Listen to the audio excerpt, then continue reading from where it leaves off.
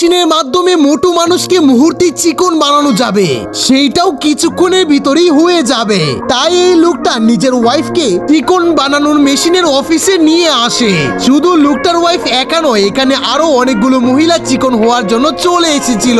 তারপর মোটু মহিলাগুলোকে একটা রুমের ভিতর নিয়ে যাওয়া হয়, যেখানে বড় একটা মেশিনের ভিতর তাদের সবাইকে ঢুকিয়ে দেওয়া হয়। মেশিনটার আংশিক কাজ শেষ হওয়ার পর মেশিনটা মহিলাগুলোকে ভিতরে আটকিয়ে ফেলে এবং ভিতরে আরো বিভিন্ন প্রক্রিয়াধীনের মাধ্যমে মহিলাগুলোকে চিকন বানানো হয়। কিন্তু লোকটার ওয়াইফ এটা সহ্য করতে পারছিল না, তাই সে মেশিন থেকে বের হয়ে আসে আর একটা কেক খেতে শুরু করে। তারপর লোকটা যেখানে দাঁড়িয়ে ছিল সেখান দিয়ে মোটো মহিলারা চিকন হয়ে হেঁটে যাচ্ছিল, তাই লোকটা নিজের ওয়াইফকেও খুঁজতে শুরু করে। কিন্তু দেখা যায় লোকটার ওয়াইফ তো আগের মতো মোটুই রয়েছে।